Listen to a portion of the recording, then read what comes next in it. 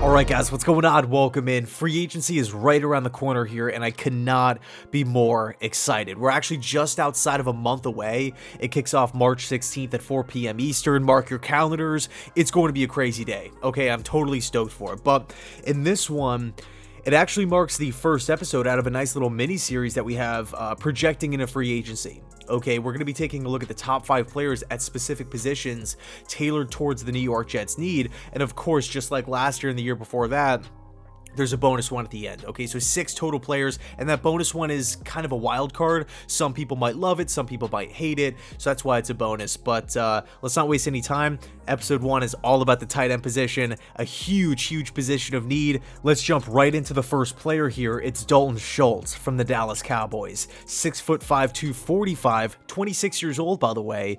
Dalton Schultz, of course, is not only just coming off the best season of his career. We're going to talk about his stats in a second, but I think he projects really well, really nicely into what Mike LaFleur wants to do offensively, both in the pass game and in the run game. I mean, you take a look at the roster right now, it's Tyler Kroft, it's Ryan Griffin, it's Kenny Yeboah. We don't really have that number one go-to guy. We don't have a George Kittle. We don't have a Darren Waller.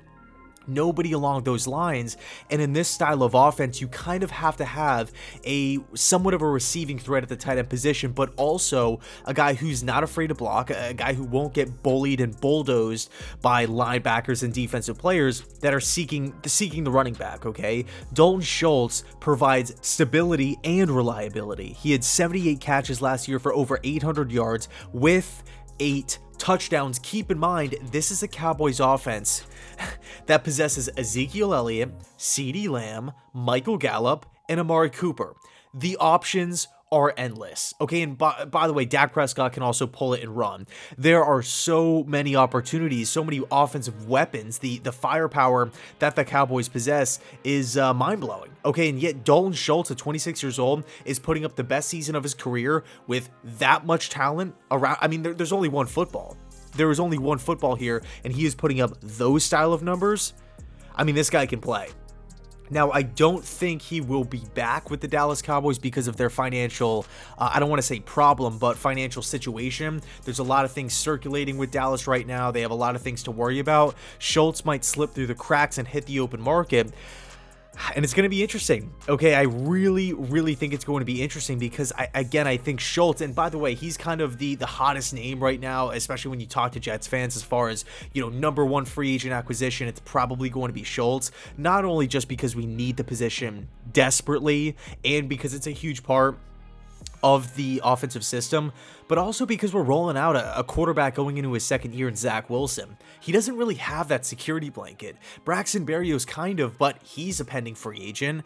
Michael Carter out of the backfield, that's a nice find, but is he really going to be the security blanket here for the next 5 years? Like a running back, like we need a tight end, a pass catching tight end that is also not a liability in the blocking category. Schultz provides both. Next up, Miami Dolphins tight end Mike Gesicki, a Jersey guy here. He actually had 73 catches last season for 780 yards with 2 touchdowns. He is dependable, he is tough, he is really athletic. When I think about Mike Gesicki, I automatically just put him in the upper echelon of the more athletic tight ends in football, and he has a great set of hands. I mean, some of the best in football at the tight end position. The ball just does not get by him, and I mean, he pulls off these like crazy one-hand catches as well. It's almost like he's a wide receiver in a tight end's body, if that makes sense. He's a fun player to watch, and yes, of course, the Jets play him twice a year, but even back at Penn State, this guy was dynamic. He's just tough. I love watching Gesicki play. Now, as a pass catcher, he is brilliant, right? He can definitely help out in this Jets offense, and I do feel like he would fit. He would instantly have a great chemistry with Zach Wilson. He dominates in the short passing game.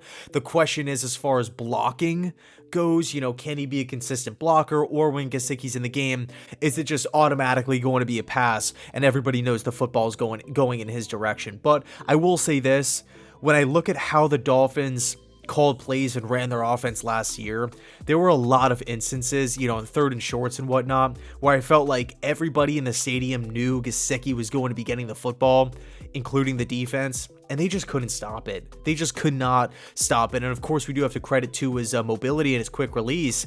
But man, those guys had a connection, and I feel like the Jets just really lack that dependable, reliable guy at the tight end position. Gesicki, I feel like, could provide that. Again, there is just somewhat of a question mark in the blocking area, but as far as a pass catcher, this guy is great. Next up, Seattle Seahawks tight end Gerald Everett, who was brought in by the team on a one-year deal this past offseason. And I've always liked Everett. I mean, even back when he was in college at South Alabama, he was a beast. Like, I just remember him racking up touchdowns, racking up yards. I think he had over 700 receiving yards his final season in college.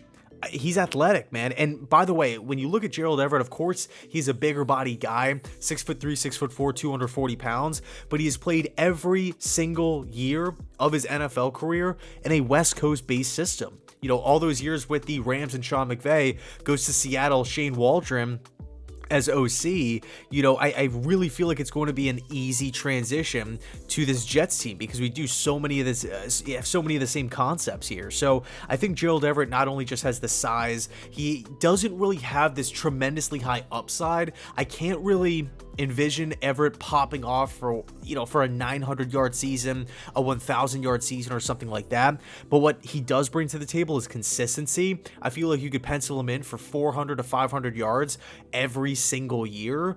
It doesn't really matter what the situation is. He's going to get his catches. Okay, that's the bottom line. He had 48 snags last year, just under 500 receiving yards, with 4 touchdowns in 15 games. I don't feel like Everett will be back with Seattle. I just can't really gauge where the Seahawks are right now as far as just an organization, what direction this team is going to be moving in. I feel like much like Schultz in Dallas, Everett's just going to slip through the cracks, hit the open market, and I actually feel like Everett is the most realistic on this list because it's also not going to take some sort of mega deal or anything like that to bring him into the building. Again, he signed a cheap one-year contract with Seattle. I thought the Jets should have beat it last year. I remember when that news broke, I was a little irritated. So anyway, definitely an option for the New York Jets. Next up, tight end from the Cleveland Browns, David Njoku. I mean, this guy is so athletic. He has really good size at 6'4", 245.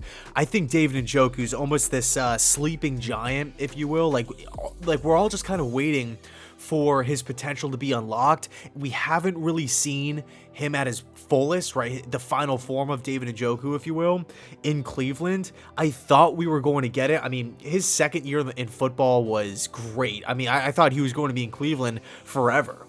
But then they brought in Stefanski. They changed the entire offense. And they added Austin Hooper, signing him to a huge contract. They drafted Harrison Bryant. So it just didn't really seem like he was going to be in the Browns' long-term plans, but with that said, he still managed to catch 36 balls for 4 touchdowns. He also had 475 receiving yards.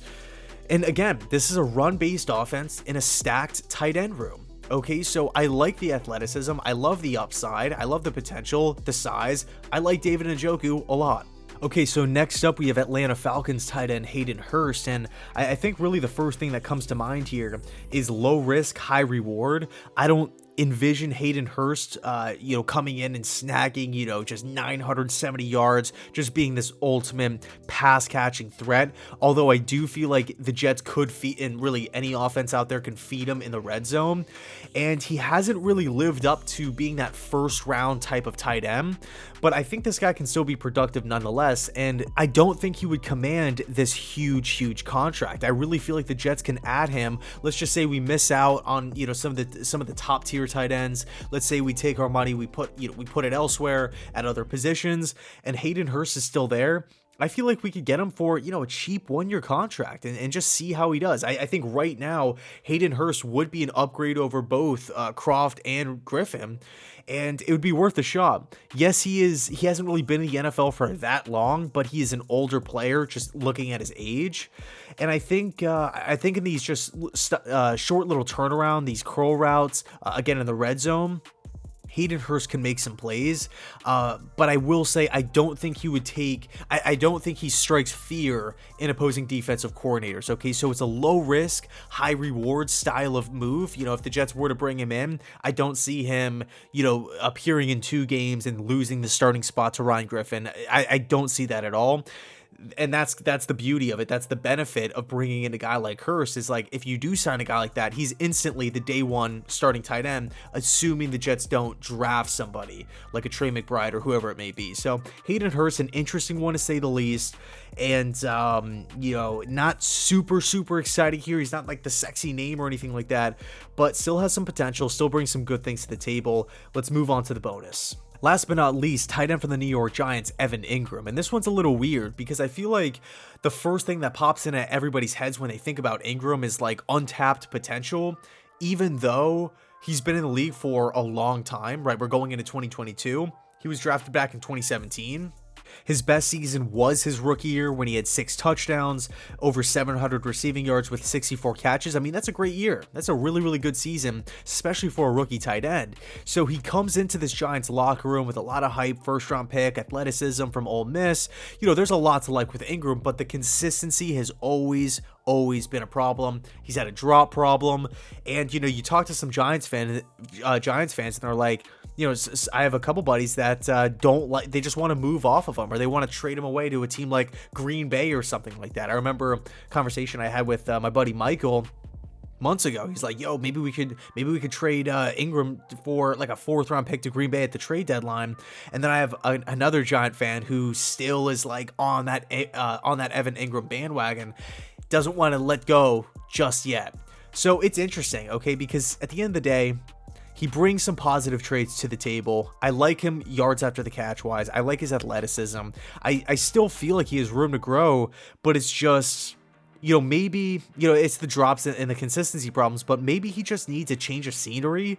So Evan Ingram's going to be the bonus for this one. Let me know your thoughts down below in the comment section. To recap, Gerald Everett, Hayden Hurst, Dalton Schultz, Mike Gesicki, David Njoku, and then of course Evan Engram. Thanks so much for watching. Episode 2 should be coming out relatively soon. I'm pumped. I cannot wait.